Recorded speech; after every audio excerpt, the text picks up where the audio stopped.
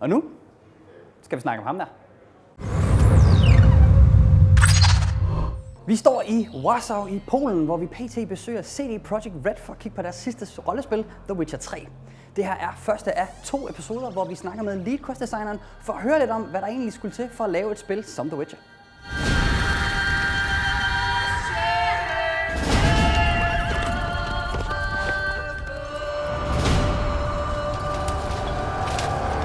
First of all, if you could introduce yourself. My name is Mateusz Tomaszkiewicz, and I'm a lead quest designer at CD Projekt Red. As the lead quest designer, obviously you pretty much make the quests. But how's your impact? I mean, like story-wise, because through the quest you technically get to dictate some of the story. What's it like working with that? Well, as a lead quest designer, I have to cooperate with story department that does the most general version of the story. So first they create drafts that are later on getting more detailed by the quest department, which I'm leading. Basically, I'm overseeing the quest designers' work as they add more details to this story, as they rewrite it to be actually possible to implement in the game. Because this brief description is more like a general scenario for a movie, let's say.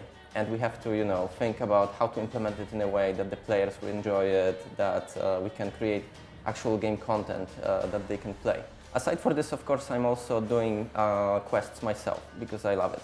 For you, what is it that you like in making a quest? I mean, most of us, when we hear quests, think of World of Warcraft exclamation marks and FedEx, fetch and fetch and grab.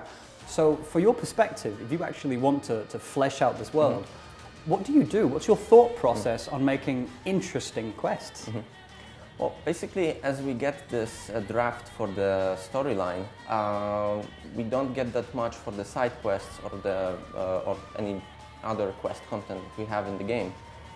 So we have a lot of, let's say, free space for our own invention. This FedEx thing that occurs in most games, we are trying to avoid it as much as we can. Basically, when I take some subjects that I would like to do a quest about, I'm thinking what the player will feel like when he'll be doing these things.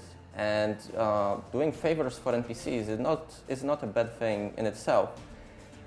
It can be done in an interesting way. The only thing is to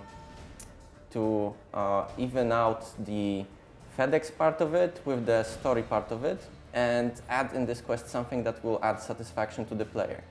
So for me, the quests that are written in a way that, I don't know, an NPC tells you to bring 4 wolf skins or 10 wolf skins and then 15 wolf skins is not interesting, but if an NPC would ask you to bring those wolf skins and it develops into something more interesting in this little storyline, then it's something different than a normal FedEx for me. And that's what we are trying to achieve.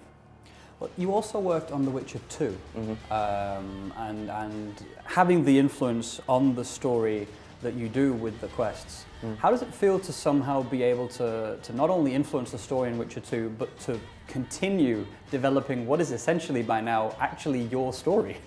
At first I was scared because I didn't know, to what extent I can modify the stories that I get to make quests out of. But at some point when I realized that I have very big impact on how the game looks like, it was really awesome feeling.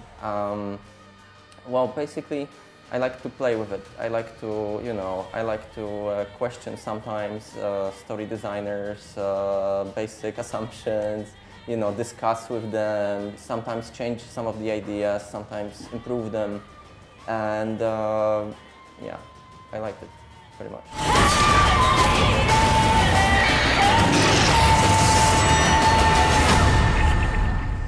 Ja, det var kort om The Witcher 3 indtil videre. Hvis I vil vide mere, f.eks. hvad der adskiller det her fra andre rollespil, hvordan figuren er lavet og hvornår vi har en udgivelsesdato, så husk at se med i del 2 og skriv endelig i kommentaren nedenunder.